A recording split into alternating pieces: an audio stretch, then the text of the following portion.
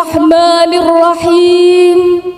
Alhamdulillahilladzi amarna bi akhlaqil karimah. Wassalatu wassalamu ala Rasulillah wa ala alihi wa sahbihi wa mawalah wa man tabi'ahum bi ihsanin ila yaumil qiyamah. Amma ba'd. Dewan Hakim yang mulia, hadirin yang berbahagia. Di era kecanggihan dan perkembangan teknologi saat ini, persaingan global masuk dalam ranah digital, termasuk pada sistem pemerintahan. Tuntutan terhadap peningkatan pelayanan publik menjadi suatu kebutuhan yang harus dipenuhi oleh pemerintah. Terlebih lagi, potret pelayanan publik kita di mata masyarakat masih dipandang buruk.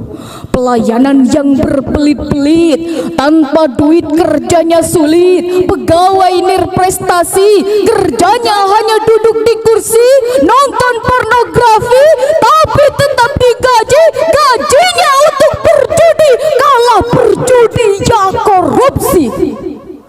Pendapat ini seakan-akan dibenarkan oleh data yang dirilis KPK bahwa per 24 Mei 2024 KPK telah menangani 93 kasus korupsi dari 100 tersangka.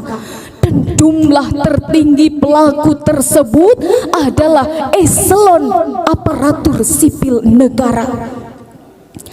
Karena nila setitik rusak susu sebelanga, karena beberapa oknum yang berulah semua kena getah.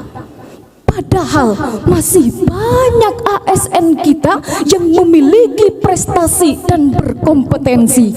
Contohnya ada hari ini, yaitu para peserta MTQ Korpri. Betul hadirin? Untuk itu, tugas kita saat ini adalah mengubah pandangan masyarakat dengan cara meneguhkan ASN yang unggul, cerdas, dan berakhlak mulia.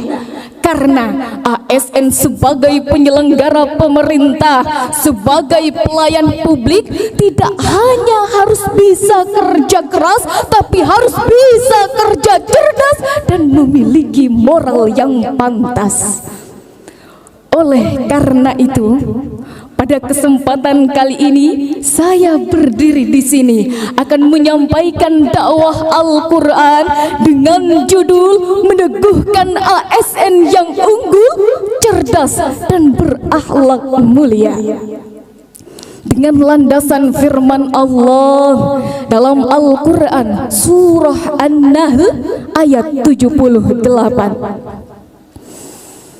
A'udzu billahi minasy syaithanir rajim. Bismillahirrahmanirrahim. Wallahu akhrajakum min butuni ummahatikum la ta'lamuna syai'an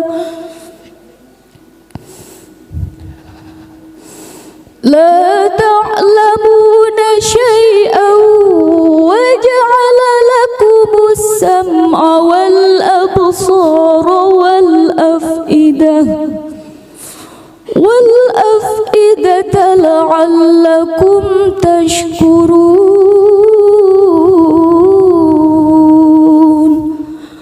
Aku berlindung kepada Allah dari godaan setan yang terkutuk dengan menyebut asma Allah yang maha pengasih lagi maha penyayang.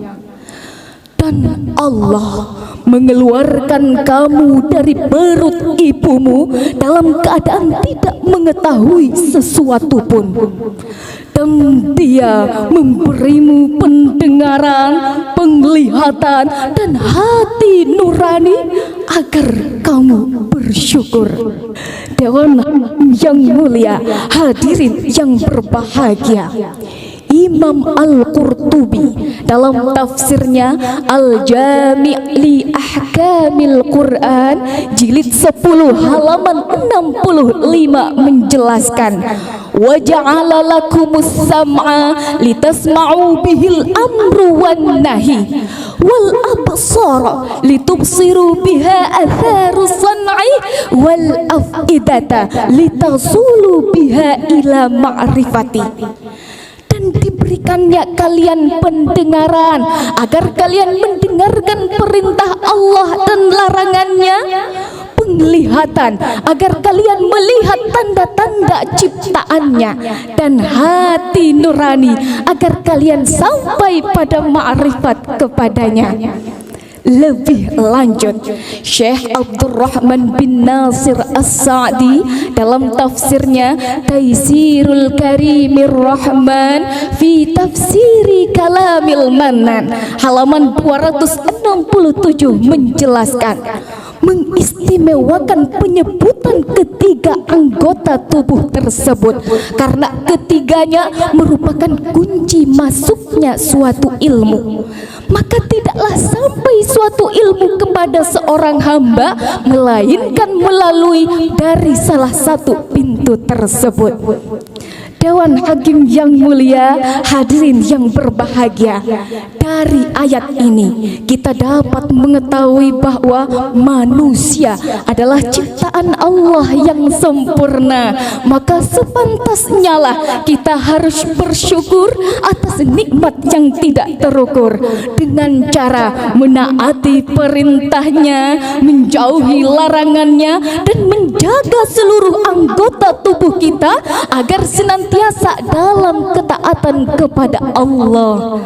Salah satunya digunakan untuk menuntut ilmu, menambah kompetensi. Rasulullah sallallahu alaihi wasallam bersabda, "Talabul ilmi fariidatun ala kulli muslimin." Menuntut ilmu itu wajib bagi setiap muslim. Hadis riwayat Muslim. Dan alhamdulillah hadirin, pemerintah telah menyiapkan beberapa program untuk meningkatkan kompetensi ASN, dimulai dari diklat, larsar, e-learning, dan lain-lain sebagainya. Dilansir dari website lan.go.id tanggal 2 Februari 2024, Lembaga Administrasi Negara telah menyiapkan sebuah learning marketplace yang diberi nama SIPKA agar ASN dapat mengakses konten-konten pembelajaran hanya dalam sebuah genggaman secara gratis. Alhamdulillah. Meskipun demikian hadirin, kita tidak bisa menutup mata atau berpura-pura tidak mendengar bahwa korupsi di negeri ini masih terjadi, narkoba di bangsa kita masih ada, dan yang lebih miris lagi, baru-baru ini telah ditangkap 3 orang hakim atas tindakan suap yang telah membebaskan tersangka penganiayaan. Na'udzubillah. Itulah mengapa hadirin, Islam selalu menekankan ilmu pengetahuan harus diseimbangkan dengan keimanan. Ilmu intelektual harus diseimbangkan dengan ilmu spiritual. Ilmu dunia harus diseimbangkan dengan ilmu agama. Mempelajari ilmu agama itu wajib sampai nanti kita mati. Hal ini tertulis dalam kitab Tarbiyatus Sibyan karangan Kiai Habibullah Rais, seorang pengasuh pondok pesantren di Madura, dalam sebuah nazam Talabu ilmi syar'i min sab'in wajib ilal mamati la tad'u litta'ab. Kan umur 7 tahun wajib ngajina, sampai mati ceto bangsa beblesona. Kewajiban menuntut ilmu agama itu dimulai sejak umur 7 tahun, tidak boleh berhenti sampai nanti kita mati. Hadirin, ilmu agama itu merupakan fondasi utama untuk membentuk keimanan seseorang, dan Allah memberikan ilmu itu agar kita beriman kepadanya. Sebagaimana firman Allah dalam Al-Quran surah Al-Hajj ayat 54, وَلِيَعْلَمَ الَّذِينَ آمَنُوا وَلِيَعْلَمَ الَّذِينَ أُوتُوا الْعِلْمَ أَنَّهُ الْحَقُّ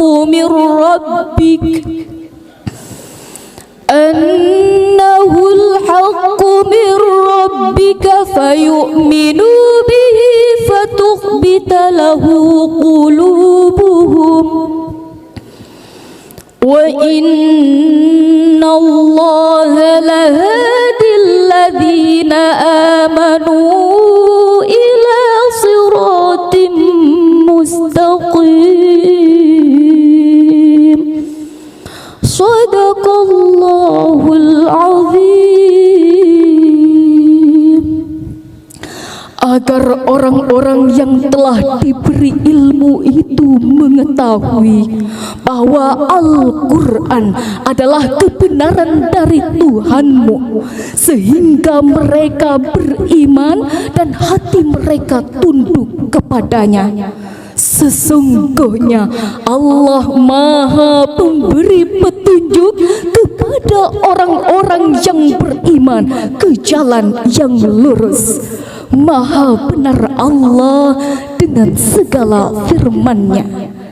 Hadirin yang mulia, pada tafsir Ibnu Katsir jilid 5 halaman 552 dijelaskan bahwa maksud ayat ini adalah agar orang-orang yang telah diberi ilmu pengetahuan itu dapat membedakan antara yang hak dan yang batil, sehingga mereka beriman kepada Allah, dan Allah Maha Pemberi petunjuk kepada orang-orang yang beriman baik di dunia maupun di akhirat.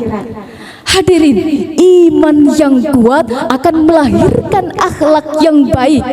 Akhlak yang baik akan melahirkan karakter insan yang mulia. Dengan demikian hadirin, dari uraian tadi dapat ditarik kesimpulan bahwa untuk meneguhkan ASN yang unggul, cerdas dan berakhlak mulia, maka ASN harus meningkatkan kompetensinya baik mengikuti program pemerintah maupun belajar mandiri, dan yang paling penting harus diseimbangkan dengan keimanan, karena dengan ilmu kita melahirkan ASN yang cerdas, maka dengan ilmu dan iman kita akan melahirkan ASN yang unggul, cerdas dan berakhlak mulia. Demikian yang dapat saya sampaikan, kurang lebihnya mohon dimaafkan. Makan juhu umbut rotan, itulah makanan khas Palangkaraya. Ayo kawan, tingkatkan ilmu dan iman agar kita menjadi ASN yang unggul, cerdas dan berakhlak mulia. Usikum wa nafsi bitaqwallah. Wassalamualaikum warahmatullahi